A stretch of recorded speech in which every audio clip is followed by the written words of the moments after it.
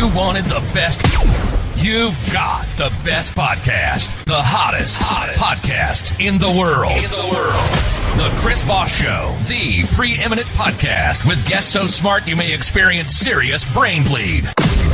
Get ready. Strap yourself in. Keep your hands, arms, and legs inside the vehicle at all times, because you're about to go on a monster education roller coaster with your brain. Now, here's your host, Chris Voss. Hi, folks. Chris Voss here from thechrisvossshow.com, thechrisvossshow.com. Hey, we're coming here with a great podcast. Thanks for tuning in. We certainly appreciate you. The Chris Voss Show family, the family that loves you but doesn't judge you in the way that other families do. That makes us the best kind of family. So we welcome you with open arms today. As always, refer the show to your family, friends, and relatives. Go to youtube.com/Chris Voss. Tell them to go to iTunes and subscribe. Go to goodreads.com/Chris Voss. See everything we're reading and reviewing over there. Also go to, all of our groups on Facebook, LinkedIn, Twitter, Instagram, all those crazy places the kids play. You know the drill. The big LinkedIn newsletter. Holy crap. I just popped in there and it picked up 50 new subscribers in one day. That thing is like growing by the thousands. It's amazing. Also our big LinkedIn group, 132,000. Go follow that over there as well to see what we're doing. That LinkedIn is like, it's really hot right now, as they tend to say in Zoolander. Anyway, guys, we have another author on the show with us today. He's the author of the newest paperback, The Last Keeper, December 8th, 2021. This just came out. J.V. Hilliard is going to be on the show with us, and this is going to be a book of a series. So there's going to be a whole mess he's coming about that he will be talking to us about. About himself, his bio, he was born of steel, fire, and black wind. J.V. Hilliard was raised as a Highlander in the foothills of once great mountain chain on the confluence of the three mighty rivers that forged his realm's wealth and power for generations. We'll have to find out where that's at. His father, a peasant twerg, toiled away in industries of honest labor and instilled in him a work ethic that would shape his destiny. I feel like I should be like reading this as like someone from WWE. His mother, a local hero, cared for his elders, and his warrior uncle, who helped raise him during his formative years. His genius brother, whose wizardly prowess allowed him to master the art of the abacus and his own quill, trained him for battles on fields of green and sheets of ice. Welcome to the show, JV. How are you? I'm doing well, sir. How about you? Sorry about that bio. Yeah, that's a fun bio, and it kind of matches with your brand. So where is the realm of the three mighty rivers? Well, if anybody knows me and can figure it out by some of the hints that I dropped into the bio, I'm from Pittsburgh. So, of course, with the three rivers of Pittsburgh and the mighty confluence of the rivers, and, of course, my father was a peasant twerg, which meant he worked in a steel mill. My mother was a healer, so she was a nurse. So I decided to write my bio in a way that was just as fantastical as the epic fantasy stories that I'm writing and have written. And I look at myself as someone who lives in the realm of Warminster. And as a chronicler of the events there, I figured it would be pretty fun to throw myself into the role of one instead of just having a standard author bio and boring people to death. There you go. So give us your .com where people can look up you on your website, find out more about you, join your mailing list, all that good stuff. Yeah, sure. So jvhilliard.com is the website. And then the social media stuff is at JV Hilliard Books. And if you go to that on TikTok, Twitter, or Instagram, you'll find me. At Facebook, you'll find me at JV Hilliard. There you go. So what motivates you want to write this book? And I guess tell us that it's going to be a series and how that works. Yeah, sure. So in my genre of books, which is epic fantasy or sword and sorcery, oftentimes it's very difficult for an author to write a singular book. And in part, it's because as you go through the process of writing it, you're creating the world. And readers of that genre expect multiple books because they don't want to just be left behind with, one story, right? And so if you and I were writing a spy novel, I can say that Chris got into a car and drove down the street. Here, I might have to describe what the street looks like. Is it made out of cobblestone? Is it made out of, something magical? Or, is it being pulled by horses, or is it being pulled by a hippogriff or whatever? And so there's a lot of world building that goes into that. And as a result, you oftentimes will see series of books in my genre. So fans of things like Lord of the Rings or The Hobbit or Game of Thrones or Dungeons and Dragons are folks that would, enjoy my novels. There you go. What did you say? A hill? You said a word there of something that I didn't recognize. It went by me. So you're making this into a series. Is this your very first book? It is. It's my first novel, and I didn't really have a whole heck of a lot of time to do it.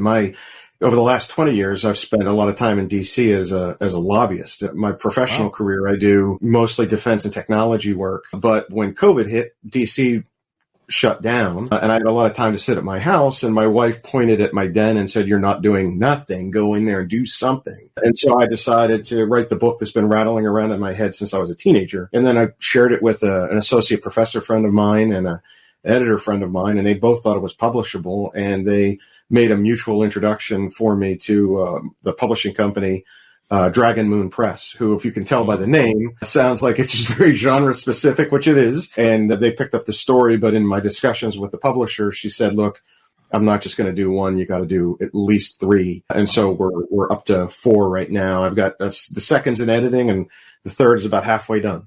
Oh, wow. That's awesome, man. You're prolific. The COVID was really good for authors. Even I got my first book done. I was trying to get it done for 10 years. I finally got it done in COVID.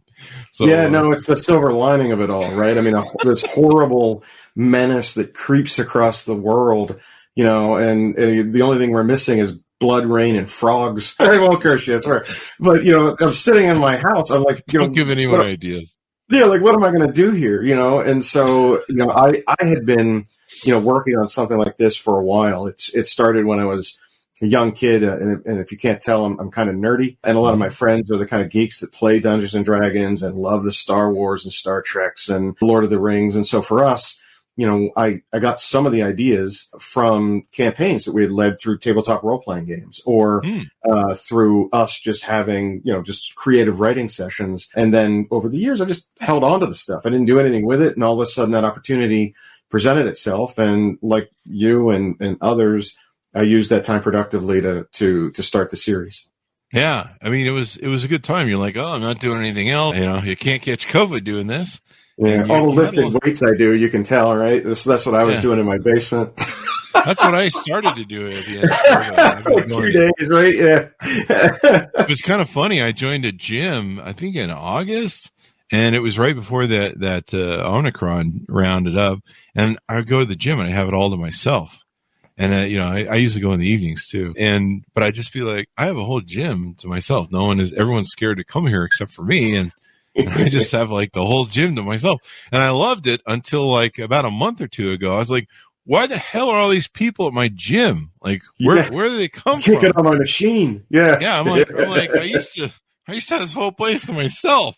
And then I realized, I'm like, oh yeah, that COVID thing seems to be kind of over. So yeah, and I had culture shock. I was in DC with a client last week, and they finally started to allow people to come and visit on the Hill. And the way that you used to do it is you would go to the front door of the building you needed to go in, and they would take you through a scanner, and then you were off on your own. And you could walk between buildings, and there was freedom. This time you had to call ahead and have someone come down and escort you from the front to get you credentialed, and then take you up to the office, and they had to bring you back down. Even if you had another meeting in the same building, you had to go back outside, call them, and then come back in. And it was, I don't know how sustainable that is, but in the end, it was, I know what they're trying to do. They're trying to protect everybody, but, it's the same kind of experience, except inverted, that you had at your gym. Yeah, that's crazy. I saw that they opened, I think, to tours, limited tours, finally after 2 years, where the public can go in there, but it's like limited. Yeah, DC's such a big tourist town. I mean, that kind of stuff is just got to be crippling it. Yeah, I heard they won't let you take Speaker Pelosi's lectern anymore. Evidently, that's I think that's off limits. I think some people learned that lesson the hard way. Certainly did, by good measure. So let's talk about this book. What's give us a tease. I know the one challenge we have with novels is you can't tell us too much. You can't. Right. My novelists can never tell me the ending. My historian authors can, but never my novelist, because you got to buy the book and read it. Give us some tease out on some of the things that are in the book, maybe some of the characters. Yeah, sure. So one of the main characters is a young man named Daemus. And Daemus is a noble that's born with the power of prophetic visions, and so his ancient, which is my term for God. So think like Roman or Greek gods. They still visit the realm of Warminster from time to time, and they empower folks that are these prophets and seers. And in the book, they're called the Keepers. And Daemus is away at the Cathedral of the Watchful Eye, which is the home of the Keepers, being trained to be a keeper. And he keeps having a recurring nightmare. And it just so happens that his sort of power of the sight comes when he sleeps. Kind of like Edgar Casey did in the early 1900s. You know, he would have these dreams, and some of them would come to pass, supposedly. Daemus has that same dream, except his is a recurring nightmare. And he has it of a fallen keeper, a keeper that was once a very powerful man within his sect who did something to upset his ancient, and they took away his sight, both his physical sight and his metaphysical sight, and no one's been able to see this keeper. They thought for a while perhaps he was dead, and now Daemus is seeing his return in his dreams. And so the book starts out in a pretty dark place with Daemus having some recurring nightmares. And, you know, I actually got the idea from that when I had a set of recurring nightmares when I was the same age as Daemus. I was perhaps like in 11th and 12th grade in my first couple of years of college. And so I took those recurring nightmares and I twisted it up into this sort of fantasy nightmare that involves, you know, magic and myths and things like that. We were talking and joking before the show. I was looking at the two covers that are on your website. People can go see, and the two covers for the two forthcoming book. I guess the second, third in the series, and the fourth is probably in the works. But I joked. I said, I think I'm going to have nightmares from the cover of your books. They look quite scary, and of course intriguing for people that love this genre. Yeah, you know, it's a little bit of a mix. I had someone write a review about it, saying that it was darker than typical fantasy novels are, and it is. You know, I have a penchant to write things that I think are dark, and I like the gothic. I've always been intrigued by vampires and stuff like that, and there's really none of that in my novels, save for the fact that, you know, I think to kind of grip an audience, and if you're a reader, or in this day and age, an audio listener to books, having someone tell you a story that scares you is something that gets you coming back. And for me, I'm a big lover of horror films and things like that. So I tried to make the bad guys, the big bad evil guys in the book, you know, scare people as opposed to it just being a sword fight. And so I hope people enjoy that. It's a little different spin on the genre. Yeah, I also I kind of sprinkle in some sci-fi too. I'm a big sci-fi guy.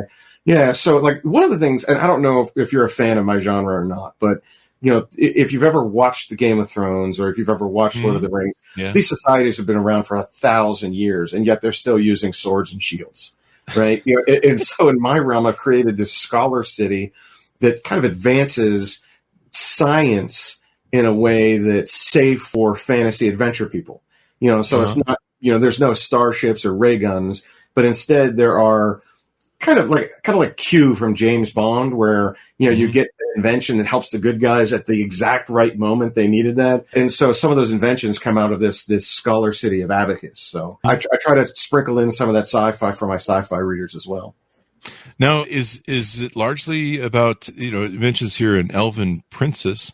Is everyone elves in the book, or is that just some of the characters? It's just some of the characters, you know, and I would say that if you were to, you know, pick up the book and start reading it today, through chapter 1, you're going to see the human element. Through chapter 2, you're going to see the elven element. But in the books, you know, I've tried to take inspiration from previous fantasy authors, and elves are kind of a race that's ubiquitous, but I put a spin on my own, right? So I have Vermilion elves, these elves that are tall and with alabaster skin and red eyes and red hair, thus the Vermilion name, or raven elves that are given their name because they have black eyes and black hair. And you know, so they have this ravenish look to them. And then you read My Father Was a Peasant Twerg and stumbled over that name. That's my spin on some of the dwarves or some of the gnomes that you'll find running around in a Dungeons and Dragons module or a movie that you see where Gimli is there. You know, it's a way of making something my own, but also paying homage to, you know, previous, you know, fantasy novels and or movies. Yeah, I grew up, one of my favorite earliest books was J.R.R. Tolkien, and I'm trying to think of who else, The Sword of Shannara. Who wrote The Sword of Shannara? Terry Brooks. Terry Brooks. And we talked to Terry about getting him on for his latest book, and I guess we missed I got into him too late. I missed his book tour, but he's hopefully going to be showing up for the next one. But yeah, he wrote a ton of Sword of Shannara series books that I read, and so I was really into that genre. I mean, I think I still have my original Tolkien books. They're horribly beat up. They're paperback. I think I have a beautiful gold version of it that's in a box of The Hobbit. But yeah, I still hold on to those to this day. It's a treasure from my childhood. But I love that genre. Yeah, I'm the same way. When I was in fourth grade, I got introduced to the genre by an English teacher of mine. My English teacher went on a medical sabbatical, and for the last month of the year, we had a substitute, and our curriculum became reading The Hobbit.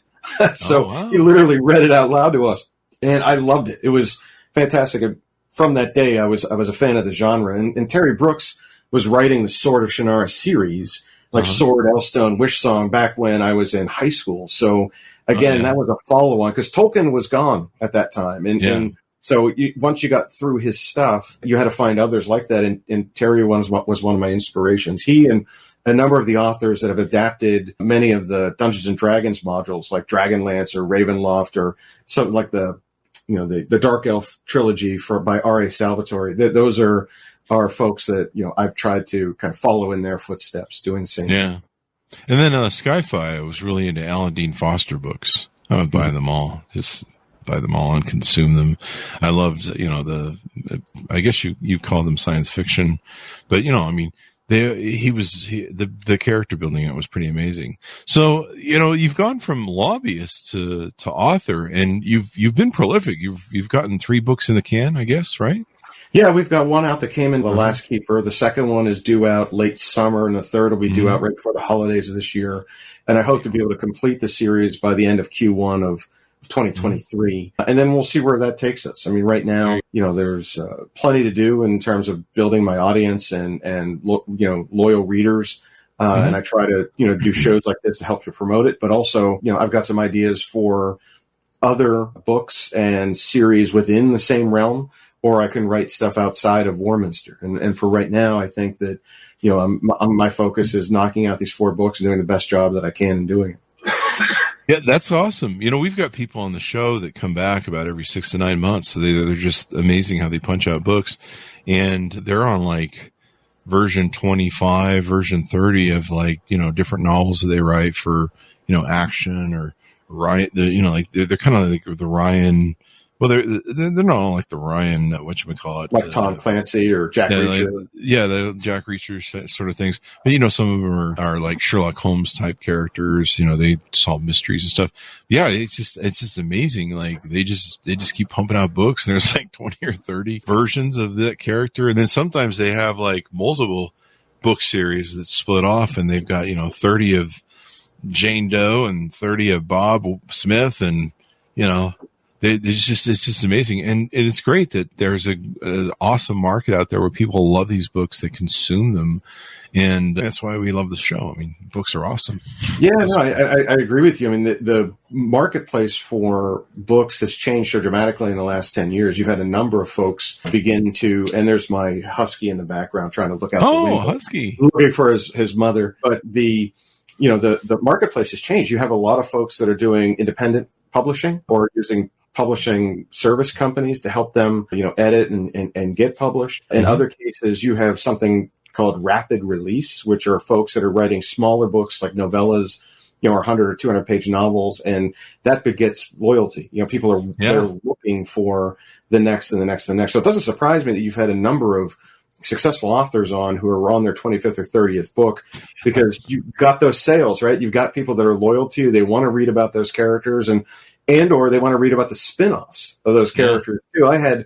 My first book was out, and within the first week, I had someone tell me that 2 of the minor characters in the book were their favorites.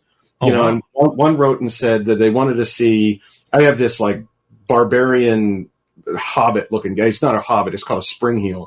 But imagine sort of like this barbarian berserker hobbit named Blue Connie. And, he's a drinker and he rides a war dog. And everyone said, I want you to write the adventures of Blue Connie next. And then I had someone else tell me that the villain, the absolute villain in the book, this guy named Incanus Druwaith, was their favorite character and reminded them of Boba Fett. And in both cases, I'm thinking to myself, what about the main characters? Where are you going? Meanwhile, I'm like, I know where I'm going next. So it's strange how that happens sometimes. But you build, I think, not only loyalty with readers, but then there's a demand for that, and it's hard to walk away from it when you know that you can sell something and people want it. And I know, I think guys like Terry Brooks, he turned his into a TV show, and there are others out there like The Witcher has become a Netflix show. So there are other options to come with that too, in terms of being an entrepreneur in a very specific marketplace that's changed very dramatically in the last decade. Yeah, if you can get those, what are the Hollywood options and stuff like that, that's a really good game. We had J.A. Jance on the show a couple times. She's prolific. I think she's written like 66 books or something now.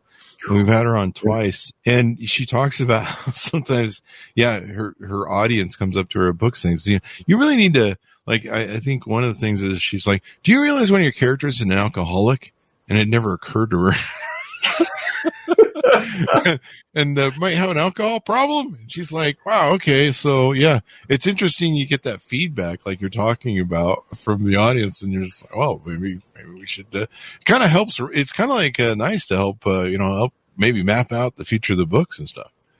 Yeah, not only that, I mean, the question I get asked a lot is, if your books were to ever be turned into movies, what actor or actress would, and that's a fun one, right? That's a fun one to play, because they tell you who you think it is, and then you tell them who you think it is, and who knows, right? It was a fun question to answer. Do you have any in mind that were thinking about when you were some of them are my ideas, others are from people that have told me, and so I have to discount some of this because my wife has her favorite actors, and it's not because they would be good in their roles, because she wants to see them, right? So I give her a little bit of a wide berth on that, and I figure, okay, I know she's just casting for her own preference of man. But in my case, there's a couple of, like, I think Clancy Brown, I don't know if you're a fan of the Highlander movie back in the 80s, or he played the main prison guard in Shawshank Redemption. Clancy Brown would be an excellent villain for me. Yeah, there's a character named Dragich von Lormark, and Dragich is sort of the guy in the book that no one likes. And he's in, and like I said, I'm not going to give away too many spoilers, but he's someone that ends up on the wrong side of your naughty and nice list if you're Santa. And I think he would make an excellent von Lormark, without a doubt. I also think that, Gemma Anderson would make a great Fox Dalton. I've got this sort of like red-haired, young rogue who's kind of like the Han Solo of the group. And, I've seen her now in a number of things, including a vampire movie called Byzantine. And I thought she did a great job. And she looks exactly like how I wrote the character. And so you get a couple of those that kind of pop into your head from now and again. And then, you get random people telling you that, oh, yeah, get Peter Dinklage to play Blue Connie. And I'm like, yeah, I don't think anything I'm doing is going to be able to afford Peter Dinklage. But thank you very much for giving me the suggestion. Yeah. That gentleman, I just Googled him. He's got flowing white hair, almost Gandalfish like now, at least in some of the photos I saw. I don't know how recent that is, but he definitely could play someone like an elder sort of whatever dude. He has that kind of regal sort of, look for a character. So yeah, and he matches the character. I mean, he's monstrous. And in the Highlander movie, he carried a two-handed sword in his character, and I'm already casting him, as you can tell, as long as like he's already playing it. But the character he would play would be a guy that wields two swords at the same time. It's sort of this Florentine style fighting. And, I think he would be perfect for it. He's, like you said, he's a little older than he was when he was playing these action roles in the 80s, but I think from the way that I've written the character, he could be both, and he just comes across as somebody that could fit the Dragich von Lormark role to a T. There you go. So, who's your favorite character in the book? So that's a little bit of a cheat. So I wrote that my favorite character is a character named Sir Ritter of Vulcaneer.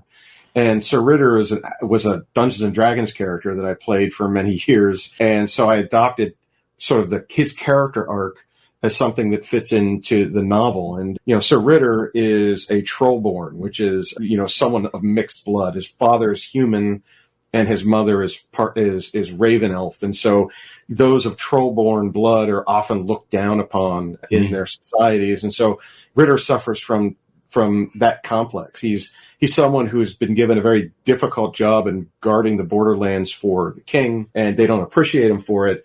And then, his love interest is that elven princess that you mentioned before, and it's sort of a forbidden love, right? Where He's not allowed to be in love with her, but can't help himself. She starts to fall for him, but it's kind of verboten.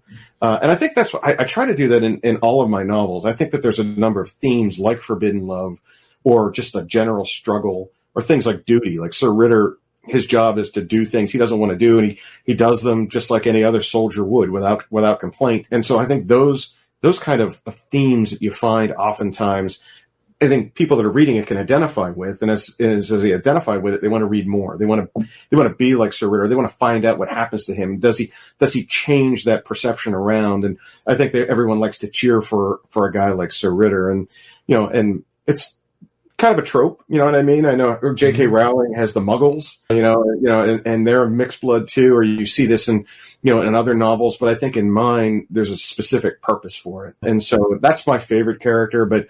I say that because, I had to literally play him. I don't know if you've ever done my nerdy version of Dungeons and Dragons, but if you have, you'll understand that sometimes these things take their own, a life of their own in your head, and you don't forget them. They're almost party.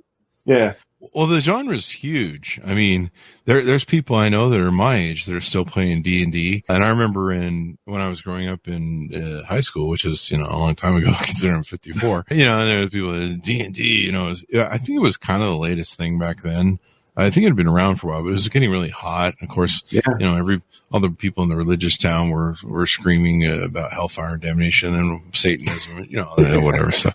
They did that about video games too. When video games first came out and pinball, they were like, Pac-Man is of the devil, which of course everyone knows it is. Well, clearly Pac-Man, especially Mrs. Pac-Man. I didn't know if you knew that. Yeah. The bow in her hair tips you off. It's like the 666. Yeah, I mean, Donkey Kong clearly is an emissary of Lucifer. Everyone knows that. If you play the game, it's hell to play.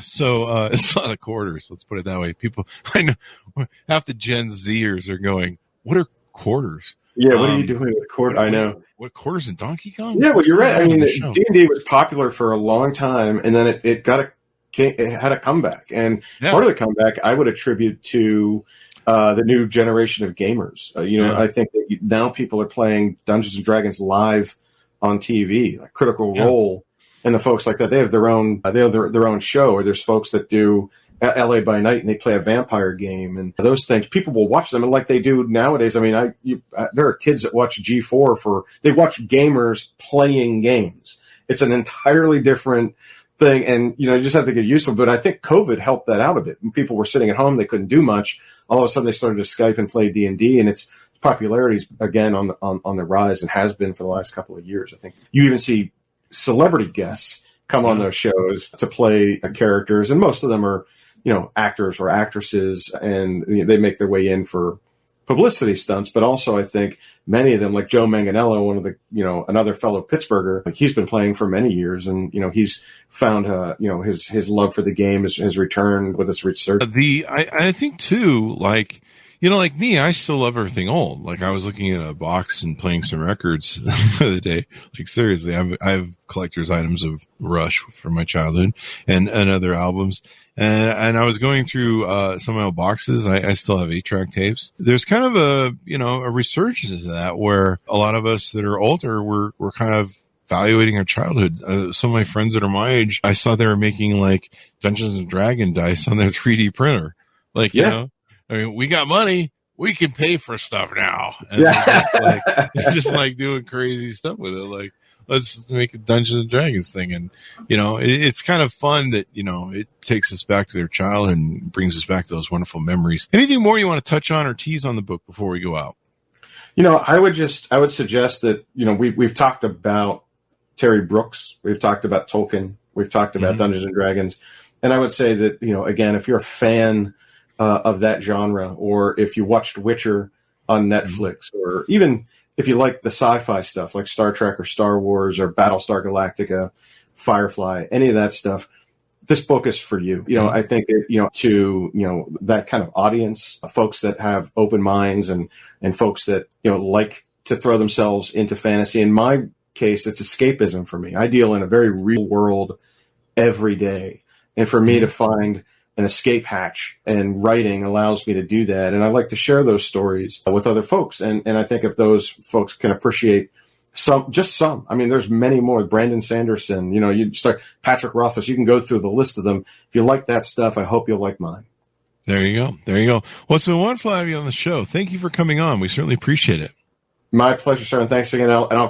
I'll reach out to you again in July when the next one comes out. Do it, please. We have so many authors that keep coming back. It's just like some of them just reschedule after the show for the next one because the scheduler goes out like 9 months or so. It's funny. Give us your .com so people can find you on the interwebs and get to know more about you. Yeah, it's www.jvhilliard.com.